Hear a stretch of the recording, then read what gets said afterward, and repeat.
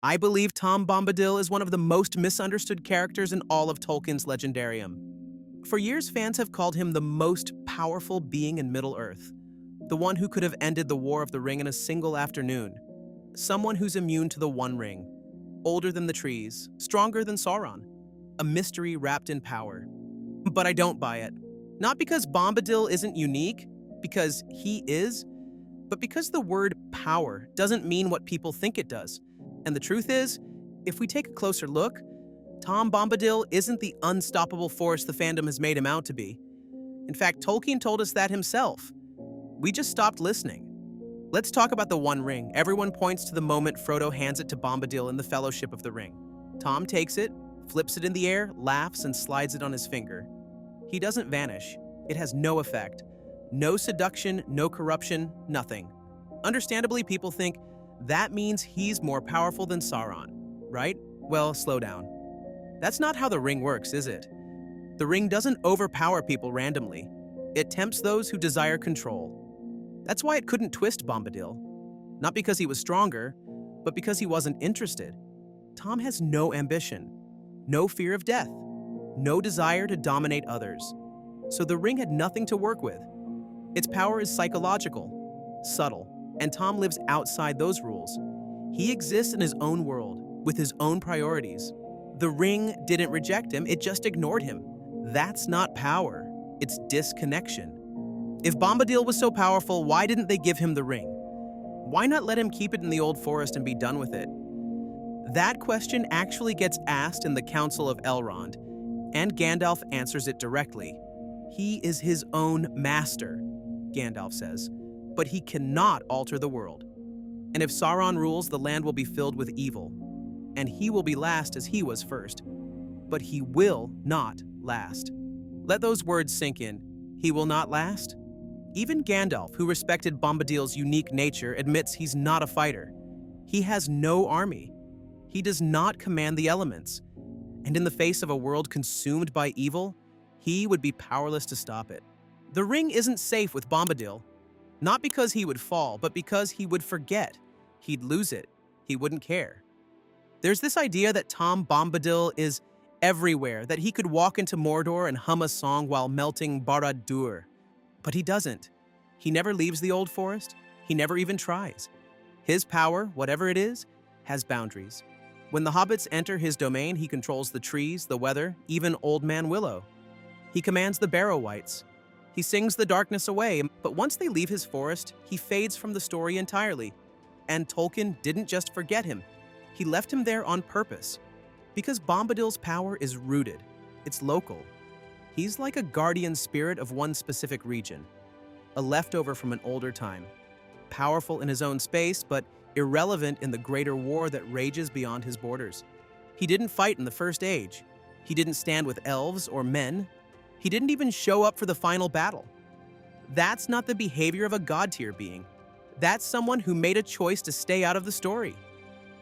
If there's one person who knew what Tom Bombadil really was, it was Tolkien.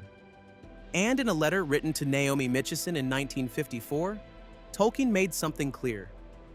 Tom Bombadil, he said, represents something that stands outside our struggle for power, a kind of natural pacifism. He's not part of the war.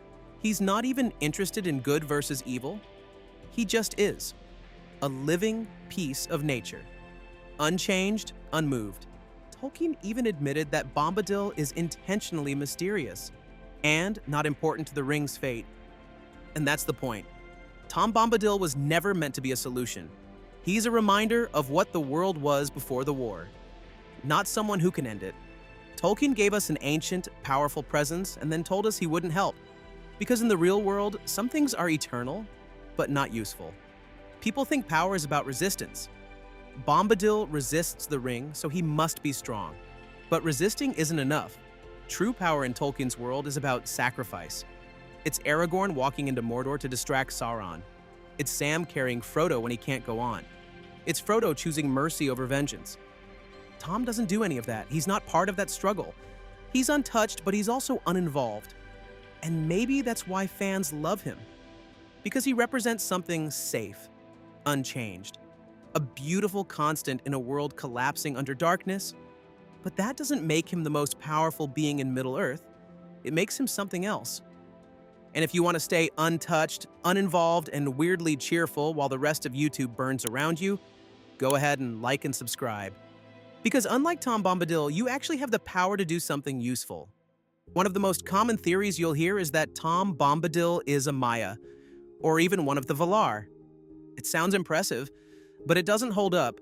The Ainur, including the Maiar, were involved in shaping the world. They took sides in the First Age. They fought Morgoth. They held power over time, space, light, fire, water, and more. Tom, he sings to flowers. He doesn't control the seas like Ulmo or bring fire like Gandalf. He doesn't command armies like Orome. He doesn't even travel outside a few square miles. Tolkien made it very clear that Bombadil is not one of the Ainur. In his letters, he said Bombadil was older than the coming of the Valar into Arda. That means he predates the hierarchy of gods entirely, which might sound powerful, but it's actually the opposite. It means he doesn't fit anywhere. He's not on the ladder because he's not playing the same game. In the Fellowship of the Ring, Tom saves the hobbits. Twice. First from Old Man Willow, then from the Barrow Wights. He shows clear control. He can bend natural and unnatural forces with his voice alone. That sounds impressive, until you realize how local it all is. Because once they leave his forest, that power doesn't follow. Imagine if Tom walked into Moria. Would a song get him past a Balrog? If he showed up at the Black Gate, would Mordor just sing along and give up? Of course not. His presence doesn't scale. He doesn't affect global events, change outcomes in battle, or protect the free peoples. That's not because he's weak, it's because he's not built for that kind of world. He's a fixed point, an anchor to something older than conflict, but he's not adaptable. And power that can't adapt becomes useless. Every major figure in Tolkien's world changes. Aragorn transforms from a ranger to a king. Gandalf dies and is reborn. Galadriel resists the ring and chooses to leave. Even Frodo changes forever. He can't go home the same. But Tom? He stays exactly the same. Cheerful, strange, singing about butter and bees while the world burns. There's a scene in the Fellowship that makes this painfully clear. The hobbits leave his house. He says farewell like a friendly neighbor. And that's it. He never checks on them again. Never shows up to help at Helm's Deep. Never sends a message to Rivendell. Never even asks how things turned out. This is a world where elves leave Middle-earth in sorrow, where dwarves fade, where men fall to pride. But Tom? Tom just keeps singing. That's not strength, that's stasis. Tolkien didn't create Bombadil for the main story. He invented him long before The Lord of the Rings, as a character in a poem for his kids.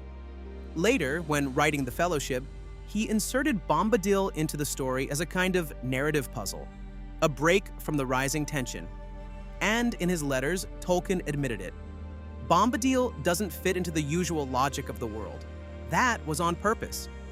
He's there to show that not everything in Middle-earth is part of the war. Some things are untouched, unmoved, even by the greatest evil.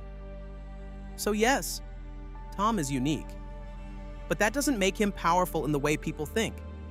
He's not part of the solution. He's not part of the struggle. He's the outlier, the weird old guy in the woods who refuses to participate. This is where it gets personal. I get it. People want Bombadil to be a god because they need there to be something above it all. Someone who isn't corrupted, broken, or scarred by Middle-earth. They want a safety net, a final answer, a spiritual fallback. But Tolkien didn't give us that. He gave us hard choices, small heroes, and quiet acts of courage. He gave us a world where even the best fall short, and even the smallest can win. And that's why Bombadil doesn't help. He can't, because the world Tolkien wrote doesn't need someone who could fix everything but doesn't. It needs people who shouldn't be able to fix anything, and still try. In the end, Tom Bombadil is not about power. He's about limits. He's what the world was before ambition, before war, before corruption. But that world is gone. The War of the Ring doesn't need a god in the forest. It needs a hobbit on a mountain. Bombadil is the past. A beautiful, strange, innocent past. But he's not the future, and he's definitely not the solution. He's what happens when you remove yourself from the story. So, no, in my opinion, Tom Bombadil is not the most powerful being in Middle-earth. He's just the most oblivious. And like the video if you wander through YouTube singing about trees while the algorithm collapses around you, just like I do, be my guest. But if you actually want to stay connected, and maybe learn something before the world ends, click subscribe, hit that bell. Because unlike Bombadil, you're allowed to care.